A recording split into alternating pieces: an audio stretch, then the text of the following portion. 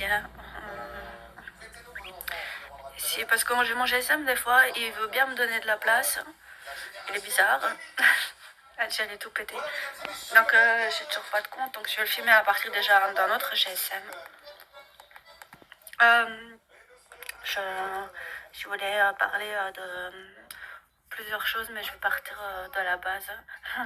C'est-à-dire que j'aurais peut-être droit, puisque j'ai un ami qui l'a fait, si je me domiciliais au CPS, je crois, à une remise à niveau pour avoir le CPS. Je le sais depuis plus d'un an. D'ailleurs, c'est la personne qui m'en a parlé qui l'a fait.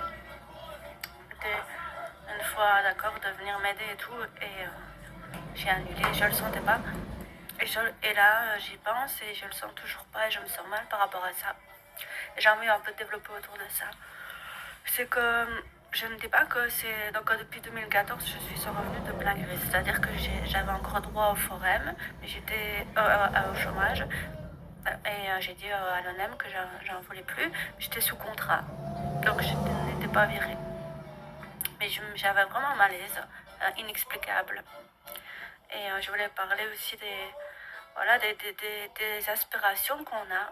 Et je ne dis pas que c'est la voie que tout le monde doit suivre. Si tout le monde avait suivi cette voie-là, je n'aurais pas pu manger et tout. Donc il y a des gens qui m'hébergent et j'essaie de leur rendre l'appareil comme je peux. Mais des fois on ne se comprend pas, alors je peux rien leur rendre. Bien que j'ai l'impression que si c'est pas en termes de qualité d'hôte, de personnes, de femmes au foyer, de femmes de ménage, appelez ça comme vous voulez, peut-être des fois en termes de conseils, mais peut-être pas. Chacun voit ça comme il veut. Mais que c'est pas... Il y a des gens qui à la facile et tout ça, elle a qu'à faire comme nous, se mettre sur le système et en payer les conséquences, que ce soit ceux qui travaillent ou ceux qui sont au chômage, parce qu'on leur met la pression, je pense, qu'elles ne se sentent pas forcément libres. Ils se sentent parfois aussi sous-considérés, je crois. Voilà, un peu coincés, je pense. Surtout en ce moment, de ce que j'entends, plus ou moins. Et moi, j'ai pas envie de trahir mes principes et j'ai vraiment pensé à le faire et je le sens pas et je sens que moi je peux continuer dans cette voie-là et qu'il y a aussi une voie de contrainte autre que celle quand on est dans le système parce que il y a beaucoup de gens qui ne comprennent pas, qui ont l'impression que je veux le beurre et l'argent du beurre, que je suis aidée par mes parents par exemple, alors que c'est pas le cas. Je suis pas forcément soutenue. Peut-être ça a été une bonne chose qu'ils ne m'aident pas financièrement.